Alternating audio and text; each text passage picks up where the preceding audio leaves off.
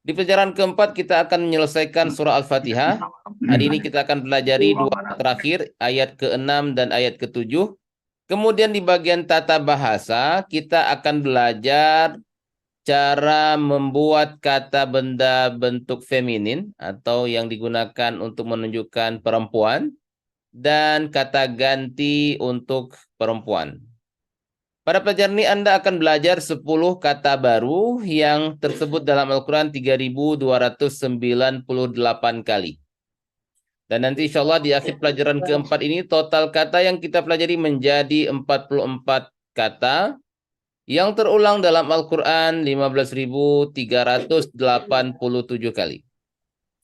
Bapak Ibu Allah muliakan, kita lihat kembali kosakata surah Al-Fatihah. Jika kita keluarkan ta'awuz, maka kosakata Al-Fatihah di dalam Al-Quran itu terdapat sebanyak 7.500 kali, lebih kurang. Kita lanjutkan ayat ke-6 dari surah Al-Fatihah. A'udzubillahi minasyaitonirrajim. Ihdinas siratal mustaqim. Tunjukilah kami jalan yang lurus. Ihdina. Ya, ada dua kata di sini. Yang pertama kata ihdi, yang artinya tunjukilah, atau bisa juga kita artikan bimbinglah, atau beri kami petunjuk. Ihdi. Nah, kata ganti terkait, artinya kami, yang kemarin kita pelajari. Nah, kami. Ihdina, tunjukilah kami. Sedangkan petunjuk dalam bahasa Arab bisa kita sebut dengan kata huda atau kata hidayah. Kedua-duanya punya arti yang sama, petunjuk. Ya, kita familiar dalam bahasa Indonesia dengan kata hidayah. Dia mendapatkan hidayah, petunjuk maksudnya. Hudan juga artinya petunjuk. Al-Quran petunjuk bagi siapa? Di dalam Al-Quran sendiri tersebut bahwa Al-Quran itu hudal lil muttaqin, petunjuk bagi orang-orang bertakwa. Dalam Al-Quran juga disebutkan bahwa Al-Quran itu petunjuk bagi hudal linnas, petunjuk bagi manusia. Baik dia itu muslim, baik dia itu non-muslim, Al-Quran petunjuk bagi semua manusia. Kalau dia memahami dengan baik Al-Quran, maka petunjuk itu akan masuk ke dalam hatinya. As-sirata, jalan. Terulang 45 kali di dalam Al-Quran. Al-mustaqim artinya lurus. Seperti gambar garis yang ada di sebelah kanan. Lurus, tegak lurus. Ya. Tegak lurus artinya al-mustaqim dalam bahasa Arab. Mustaqim tegak lurus. 37 kali terulang di dalam Al-Quran. Kalau bahasa sehari-hari kita yang kita dengar adalah kata istiqamah. Istiqamah itu punya kata yang mirip dengan kata mustaqim. Istiqamah. Artinya orang yang istiqamah, orang yang tegak lurus dalam beragama. Bapak Ibu Allah muliakan, kita perhatikan pada kata as-sirat ada al di depannya. Ada alif lam di depannya. Ini menunjukkan bahwa kata as-sirata adalah kata benda yang sudah spesifik, sudah tertentu. Ya. Al di sini tidak ada arti, tapi bermakna difahami sebagai sesuatu yang spesifik. Boleh kita artikan itu. Dia menunjukkan sebuah kata yang spesifik. As-siratal mustaqim, jalan yang lurus itu. Tunjukilah kami jalan yang lurus itu. Jalan yang lurus yang menuju keridhaan Allah Subhanahu wa taala. Sudah jelas. Bukan jalan yang lain, tapi jalan menuju ridhonya Allah. Jalan menuju surganya Allah. Siratal mustaqim. Jalan yang lurus. Apa pesan dari ayat ke-6 surah Al-Fatihah? Tunjukilah kami jalan yang lurus. Artinya ya Allah, tunjukilah jalan yang benar dalam setiap aspek kehidupan kami. Dan ini adalah doa yang kita minta secara jelas setelah kita membaca ayat kelima. Iyyaka na'budu wa iyyaka nasta'in. Hanya kepadamu kami menyembah dan hanya kepadamu kami minta pertolongan. Menjadi seorang muslim adalah langkah pertama kita mendapatkan petunjuk. Kita butuh petunjuk Allah saat kita mendirikan sholat, saat kita selesai sholat, setelah sholat, saat bekerja, di rumah, di kantor, atau di kelas. Ketika berinteraksi dengan teman, ketika berinteraksi dengan orang di pasar, saat digoda syaitan, atau ketika kita melihat atau berhadapan dengan seseorang, kita butuh petunjuk Allah Subhanahu wa taala. Jadi kita harus senang meminta petunjuk Allah Subhanahu wa taala. Sumber petunjuk adalah Al-Qur'an dan Sunnah. Sunnah itu perkataan dan perbuatan Rasulullah SAW. Karenanya kita harus memahami Al-Quran dan hadis dan Sunnah dengan baik. Ayat Al-Quran yang dibaca dalam sholat adalah bagian dari petunjuk Allah Subhanahu wa taala. Kita harus mencoba memahaminya. Jika tidak, apakah kita benar-benar meminta petunjuk dalam sholat kita? Setiap sholat adalah pengingat bahwa memahami Al-Quran tidak hanya kebutuhan saja, tapi ini kebutuhan yang mendesak. Bapak Ibu yang Allah muliakan, Allah akan menolong kita untuk mendapatkan petunjuk dari Al-Quran dan hadis dan dari tanda-tanda alam semesta jika kita senantiasa memperbaharui keimanan dengan selalu melaksanakan sholat dan ibadah-ibadah lain seperti mengkaji Al-Quran, hadis, sirah, bergaul dengan orang soleh, menjauhi syirik, bid'ah, serta menjauhi perbuatan dan pikiran jahat. Kalau bahasa sehari-hari kita, orang yang senantiasa menjaga sholat, menjaga tilawah Al-Quran, maka mata hatinya hidup katanya. Ada basirah, ya, ada mata hatinya yang hidup, sehingga dia bisa membedakan mana yang baik, mana yang buruk. Kalau bahasa pembahasan kita, ya, ketika orang menjalankan aktivitas ibadah dengan baik, maka petunjuk dari Allah senantiasa dia dapatkan.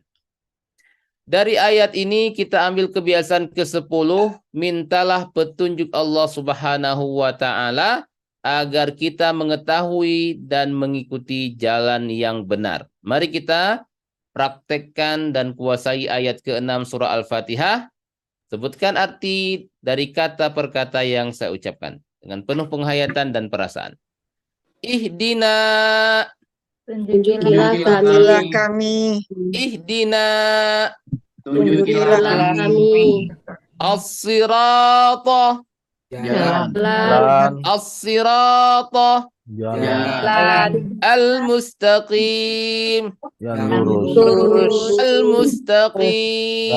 Yang lurus. Ihdinas siratal mustaqim. Tunjukkanlah kami jalan-jalan yang lurus. Ihdinas siratal mustaqim. Tunjukilah kami jalan yang lurus. Jalan yang lurus. Silakan Bapak Ibu, saya berikan waktu untuk mengulang kembali masing-masing. Ihdina, tunjukilah kami jalan yang lurus.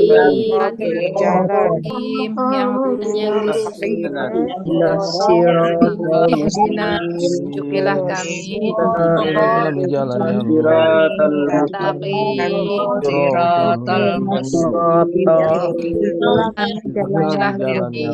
Tunjukilah kami siratal mustaqim. Kami jalan yang lurus. Tunjukilah kami Jalan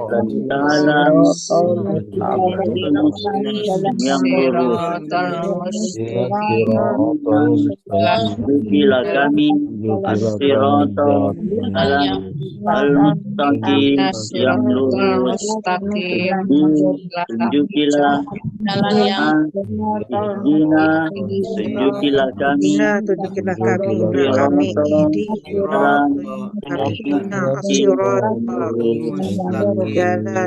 al-mustaqim. Ihdina siratal mustaqim. Tunjukilah kami jalan yang lurus. Ihdina siratal mustaqim. Tunjukilah kami jalan yang lurus. Ihdina, tunjukilah kami sirata jalan al-mustaqim yang lurus. Ihdina siratal mustaqim, tunjukilah kami jalan yang lurus. Ihdina siratal mustaqim, tunjukilah kami jalan yang lurus. Tunjukilah kami jalan mustaqim yang lurus. Ihdina siratal Ihdinas mustaqim, siratal tunjukilah kami jalan mustaqim. yang Bila kami jalan yang Ihdinas siratal mustaqim. Tunjukilah kami jalan yang lurus. kami sirata jalan mustaqim yang lurus. Ihdinas siratal mustaqim, tunjukilah kami jalan yang lurus. Baik, kita lanjutkan Bapak Ibu yang Allah muliakan ayat yang ke-7. Ya, kita bagi dua bagian. Bagian yang pertama, siratal ladzina an'amta alaihim, yaitu jalan orang-orang yang engkau telah berikan nikmat atas mereka. Sirat sudah kita pelajari di ayat sebelumnya, artinya jalan. Alladzina, Bapak Ibu yang Allah muliakan, artinya orang-orang yang. Terulang dalam Al-Quran sebanyak 1080 kali. Alladzina, orang-orang yang. An'amta, engkau telah berikan nikmat. Nikmat dalam bahasa Arab in'am, 5 kali terulang dalam Al-Quran. Alaihim, atas mereka. Alaihim terdiri dari dua kata. Ala, satu. Hum, satu. Saat dibaca, tidak kita baca alaihum, tapi kita baca alaihim. Ini akan kita pelajari nanti di pelajaran tentang harf, partikel. Alaihim, atas mereka. Allah Subhanahu wa ta'ala memberikan nikmat kepada 4 golongan. Ya, siapa mereka yang Allah berikan nikmat? Dalam Al-Quran disebutkan minan nabiyyina, para nabi. Wassiddiqina, orang-orang yang dia itu jujur, benar dalam kehidupannya. Wasyuhada, mereka yang gugur syahid di jalan Allah, mati syahid. Kemudian yang keempat, wassalihin, orang-orang yang soleh. Pelajari jalan hidup mereka agar kita bisa membaca ayat ini dengan penuh penghayatan. Kita bisa membaca kisah-kisah para syuhada, kisah-kisah para nabi, kisah-kisah orang-orang yang soleh, agar kita bisa menjalani hidup kita sebagaimana mereka jalankan. Teladani Nabi kita tercinta Nabi Muhammad sallallahu alaihi wasallam. Ada 4 hal yang mesti kita kerjakan saat kita meneladani Rasulullah sallallahu alaihi wasallam. Yang pertama, teladani beliau dari segi amalan. Amal hati seperti keimanan, keikhlasan, mencintai Allah dan bertakwa kepadanya. Kemudian amal perbuatan seperti salat, puasa, zakat, infak, naik haji, sedekah, serta berakhlak baik dan sebagainya. Kemudian yang kedua, teladani Rasulullah dalam hal berdakwah atau mengajak orang lain kepada Islam. Yang ketiga, tazkiyah. Tazkiyah itu membersihkan jiwa, mensucikan jiwa. Mensucikan jiwa dan perbuatan, membersihkan hal yang buruk dan membiasakan hal yang baik. Al-Quran banyak memberikan contoh di dalamnya tentang tazkiyah. Yang keempat, meneladani Rasulullah dengan cara menerapkan nilai keislaman dalam keluarga dan masyarakat. Menyeru kepada yang ma'ruf dan melarang kemungkaran. Jika kita ingin bersama orang-orang yang Allah beri nikmat, maka kita harus melakukan perkara ini. Keimanan, beramal baik, berdakwah, mensucikan diri dan teman dan dari hal-hal buruk dan menanamkan kebiasaan baik. Menyeru yang ma'ruf dan melarang kemungkaran sebisa mungkin.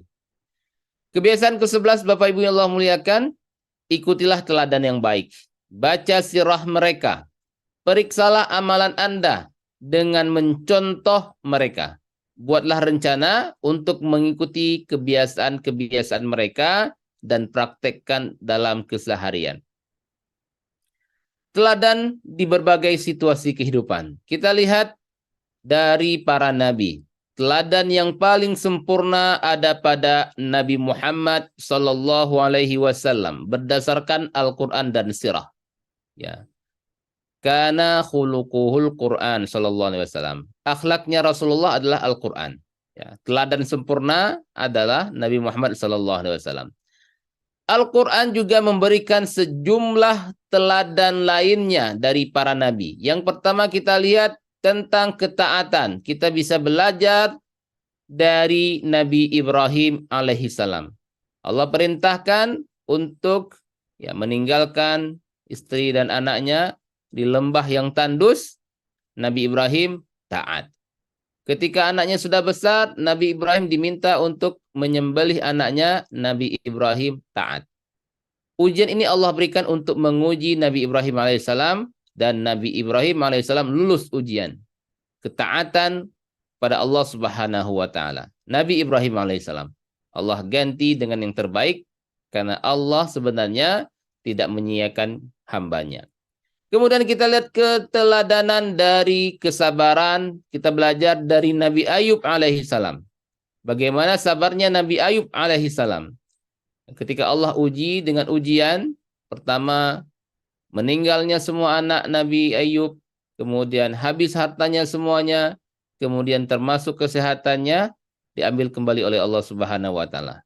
Sampai Nabi Ayub berkata kepada Allah, "Ya Allah, Engkau boleh ambil semuanya, yang jangan Engkau ambil lisan dan hatiku, agar aku tetap bisa berzikir kepada Engkau, ya Allah." Akhirnya Nabi Ayub lulus dengan ujian tersebut dengan sabar, dan Allah kembalikan semuanya.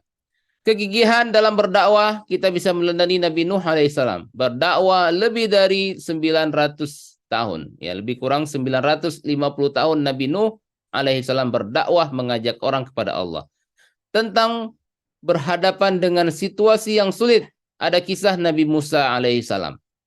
Tentang pertaubatan, ada kisah Nabi Adam alaihissalam dan Nabi Yunus alaihissalam. Dan banyak lagi kisah-kisah para nabi yang ada dalam Al-Quran.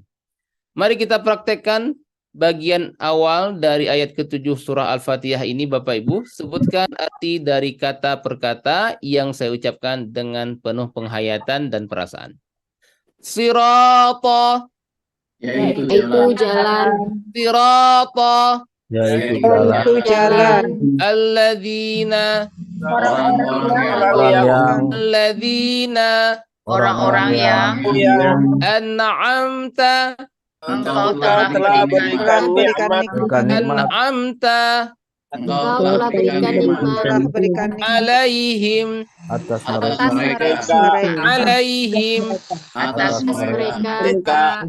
siratal ladzina an'amta alaihim, Yaitu jalan orang-orang yang telah beri nikmat atas mereka. siratal ladzina an'amta alaihim, yaitu jalan orang-orang yang Engkau telah beri mereka atas mereka.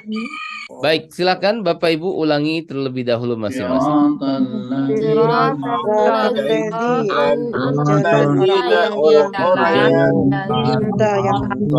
Telah berikan nikmat alaihim, orang-orang yang Kau telah mereka orang yang jalan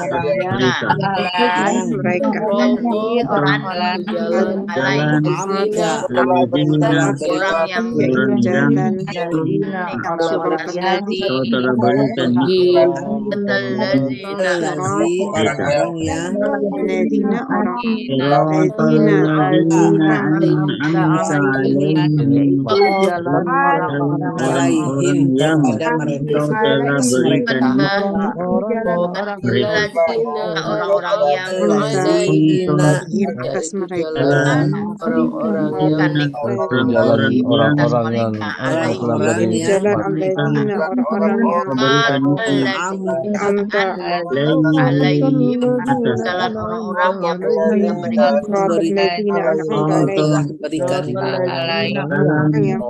berikan nikmat atas mereka an'amta alaihim yang memberikan orang-orang an'amta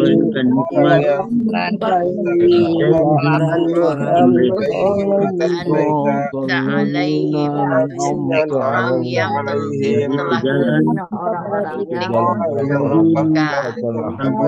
telah roda jalan dan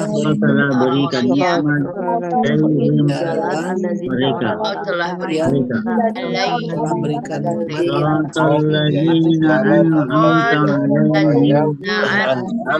alaihim bagi jalan orang berikan atas lazina jalan orang yang an'amta alaihim engkau telah berikan atas Baik, Bapak Ibu, kita lanjutkan kembali pelajaran kita. Alhamdulillah. Baik, kita lanjutan dari ayat yang ke-7 ini. Ghairil maghdubi alaihim. Bukan jalan orang yang mendapat murka engkau atas mereka. Ghairi, bukan. Atau selain dari. Atau bisa juga kita artikan tidak. 147 kali terulang dalam Al-Quran. Ghair, bukan. Ya. Al-maghdubi artinya orang yang mendapat murka. Orang yang terkena murka. Ya. Orang yang dimurkai. Itu namanya al-maghdub. Orang yang dimurkai.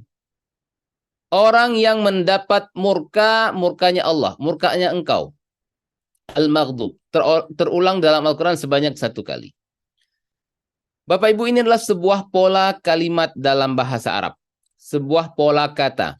Kalau ada huruf mim di depannya dengan harokat fathah, kemudian sebelum huruf terakhir ada waw sukun, ya, dengan harokat huruf sebelumnya dhammah, ya, seperti bunyi maghdub, mazlum, itu artinya orang yang terkena sebuah perbuatan. Mazlum, orang yang mendapat kezoliman, yang terkena perbuatan zolim. Maghdub, orang yang terkena murka, orang yang mendapat kemurkaan, orang yang terkena perbuatan murka. Itu namanya maghdub. Ada bentuk kata lain yang ikut pola ini. Misalnya marhum, al-marhum, orang yang mendapat rahmat Allah, kasih sayang Allah. Dan seterusnya. Mazlum, orang yang mendapatkan kezaliman. Maghdub, orang yang mendapat murka. Alaihim, atas mereka. Waladdallin, dan bukan pula jalan orang-orang yang sesat. Wa ditambahlah. Wa artinya dan. La artinya tidak. Dan tidak juga. Dan bukan pula. Kira-kira bisa seperti itu kita artikan. Dan terulang di dalam Al-Quran la ini sebanyak 1687 kali. Ad-dallin, orang-orang sesat. 14 kali terulang dalam Al-Quran. Ini adalah isim dalam bentuk jamak. Kenapa kita sebutkan bentuk jamak? Karena ada tanda in di belakangnya. Bentuk tunggalnya adalah kata dol. Satu orang yang sesat. Dolun, dolin, orang-orang sesat. Bentuk jamak dengan menambah waw dan nun dan ya dan nun di akhirnya. Kita lihat penjelasannya Bapak Ibu yang Allah muliakan. Di awal tadi disebutkan kelompok pertama, yaitu mereka yang mendapat murka Allah. Siapa mereka? Mereka yang tahu, mengetahui, tapi mereka tidak melakukan apapun. Coba bayangkan bagaimana akhir hidup mereka yang mengerikan di dunia dan nanti di akhirat. Semoga Allah Subhanahu wa taala menjaga kita agar tidak menjadi seperti mereka. Kebanyakan kita ingin hidup seperti seorang idola atau pemimpin. Kita meniru cara mereka berbicara, berpakaian, bahkan gaya berjalan mereka. Kita harus mengecek para idola atau pemimpin kita. Apakah mereka mengikuti Al-Quran dan hadis atau tidak. Jika mereka sejalan dengan Al-Quran dan hadis, kita boleh menjadikan mereka idola kita. Tapi kalau mereka bertentangan dengan Al-Quran dan hadis, maka itu bukan teladan kita. Kelompok yang kedua, orang-orang yang sesat. Siapa mereka orang yang sesat? Mereka yang tidak tahu dan tidak mau mencari tahu. Mereka melakukan sesuatu tanpa tahu kebenaran. Mereka tidak mau bersusah payah mencari tahu apa tujuan mereka diciptakan, apa tujuan hidup mereka.